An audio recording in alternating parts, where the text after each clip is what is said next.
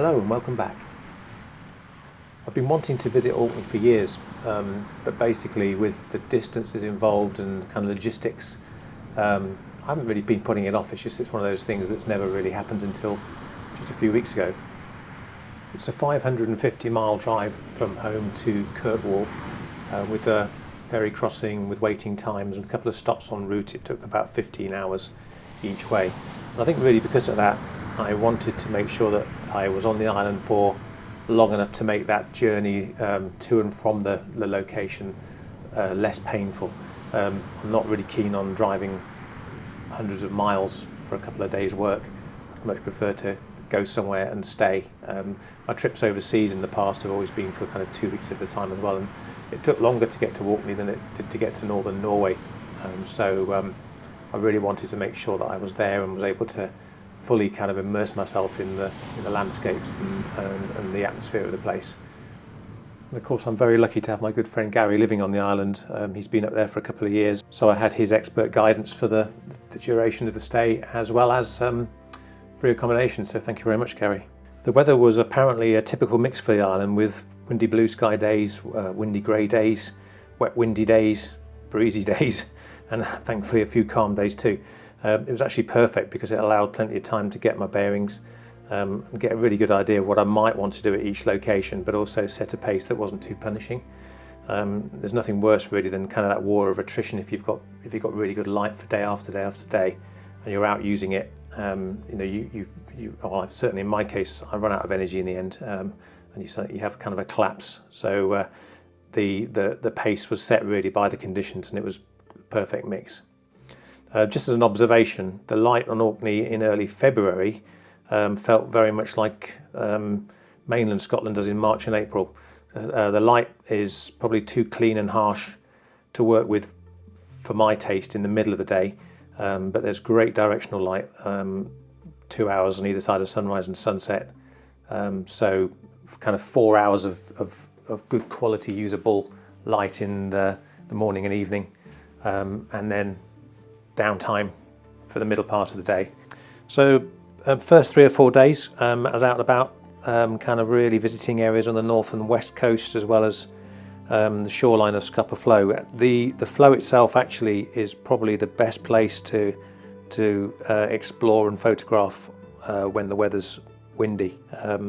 There's a reason that the naval fleet sheltered there, and on days where there was a huge swell out and maybe too much wind out on the north and west coast, and even on the east coast on a couple of days as well, the sea within the flow was fairly calm, and it meant that it was manageable for photography. Certainly going out on the coast, I couldn't fly the drone for the first 3 or 4 days. There's a little bit of footage in this video where it's being carried for me, so I'm using it handheld rather than putting it in the air, because I just don't think I'd have got it back. The working around the edges of Scupper Flow, it's basically it's the ocean, but it's surrounded by islands, so it's much better protected. Perhaps less dramatic shoreline because it's not getting all that weather to smash it up, but it's certainly a beautiful and tranquil place to explore. I think this is where having real flexibility with regard to subject matter pays off.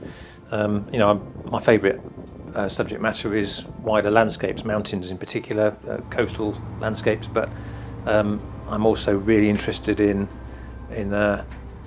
old buildings, rust, and kind of detail studies of those kind of things. So wherever you go in the UK, if you're going to go to somewhere that's got a kind of a mountain environment or a coastal environment, you're going to find very, very weathered human structures as well, and that suits me perfectly, because when the conditions aren't right for shooting wide landscapes, that's when you go and look for details. I would say probably from the trip altogether, 70% of my images are details, with 30% being wider views. And the highest probably shutter count of the duration was on a day trip across to Lioness, where there's the Scupper Flow Museum. The museum was closed, but all of the old rusty, crusty vehicles and so on are outside, so you can have a wander along the shore, look at some old piers, and really enjoy the the kind of sight of weathered metal.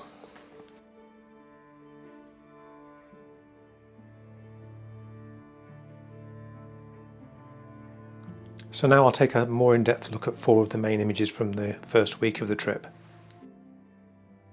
So this first shot was made at Evie, which is a little kind of settlement on the very north side of Orkney mainland. There's a headland in the distance which is where you'll find the Broch of Gurness, and then in the background the Isle of Rousey. So I was on the mainland looking across, basically perhaps one of the entrance points into calmer waters. Out to the west, the sea was still churning away. You'll probably notice that in one of the little drone clips with the red roof cottage in earlier on. The difficulty here was that the tide was falling, and it was falling pretty fast. So you set up, and then all of a sudden the water had gone, and you had to move forwards, and the water had gone again, and you move forwards, and the water had gone again. And on top of that, we also had an extra issue of kind of a very fast receding cloud formation. So when we first arrived there was a really stormy sky and quite an interesting light and quite interesting bounce light on all the wet surfaces, but that was just very, very quickly being pushed east by the westerly wind. So we had a situation where we kind of felt the pressure of time, and I'm fairly pleased with this image because of the geometric shapes in the foreground and the reflection off of the wet sandstone. This image was made in Stromness Harbour. Not too long an exposure, but long enough to cause potential issues. I made 3 exposures. The sea was very calm in here. It was stormy out to the west again. We just wandered around the harbour because it'd been a grey day. The next image, you'll see that in a minute and get an idea of what the conditions have been like. But it suddenly cleared. A very, very fast transition from cloudy to blue skies. So when we went back round to the harbour, had a wander around Stromness itself, I was just drawn to this kind of colour contrast. We've got a blue sky overhead, we've got lots of kind of blue tones reflected, but also some of that rust just below the pier itself. And the difficulty here was actually the fact that even though the water was fairly flat calm, the boats that were tethered to these ropes were very, very slightly moving. So you can imagine that those ropes were kind of flexing and unflexing and very slowly moving. So I had to make sure, I tried 3 times, I wanted to get an image where there was no motion below in the ropes. The sea is pretty calm, but it was the ropes that were moving. And that one that was like half an inch off the surface of the sea, fortunately didn't touch, so it didn't break the surface and cause any ripples. So I was really pleased with the kind of sense of hard vertical lines, solid steel structures, and then these kind of sinuous lines and the reflections of the sinuous lines of the ropes. And this image is from Warburth, just outside Stromness, made about 2 hours prior to the previous image in the bay, in the harbour. And what you're seeing here is the island of Hoy viewed from Warburth shoreline. The shoreline there is absolutely amazing, but pretty treacherous when it's wet, and I took a tumble on some kind of greasy green rock on the way down. Everything's a sloping sandstone slab basically, so you've got to be very careful. I've got some great images to show you in the next episode when we went back on a drier day, but the conditions here were amazing. The tide was turning, the sea tidal race that goes through this gap is intensely powerful, so there was an awful lot of turbulent water. What I really wanted here was basically the outflow after a large wave had come in. The waves out don't look that big in this photograph, but they were about 6-7 foot tall, breaking out beyond the rocks. So every now and then one would come all the way in. I got my feet very wet as well, but I wanted these little mini waterfalls of the water flowing back out and pouring back over the rocks. Yeah, I'm pretty happy with the way this has come together. I love those kind of long motion blurs that you get from outflowing waves, and I think the exposure here was not long enough that it all turns to milk. You can still capture the solidity of the waves out in the sea, but you've got that kind of sense of dynamic motion blur in the foreground. And finally, this is Marwick Head viewed from Bursay. Day 1 actually of the trip. I arrived on the Thursday, and on the Friday we did a reconnaissance trip out and ended up at Bursay for sunset, and I was very lucky actually with the conditions we had on that day. Yeah, I'd taken an image prior to this with kind of light raking across the foreground. This is more of an afterglow. So the sun has actually gone behind a kind of veil of thin cloud and was setting out to the west. So I had some ambient light rather than directional light. And I love the kind of warmth of that with the rich purpley blues reflecting from the sky above.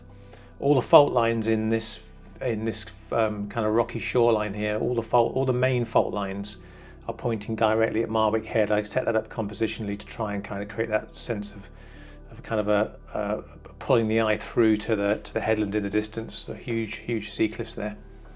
I guess the tide was further out than I'd have liked, but with the use of a reverse grad, a 3-stop reverse grad, and then kind of a carefully applied medium grad down into the rocks closer to the sea, I was able to capture all the detail. Didn't need an awful lot of work in post-process to bring any of that kind of detail out in the darker rocks. The Sony sensor is amazing for that, and I think this is an image I really could sit and enjoy, simply because of all the shapes and forms running right the way through from the foot of the image right through to the top, and then that lovely colour wash as well, ready for me, of a fade from yellow to blue in the sky. Marwick Head viewed from Bursay. I'll leave you as usual with a slideshow of some of the images made during that first week that haven't been shown so far in this episode. Thank you very much for watching. If you can, please don't forget to like and subscribe. Thank you.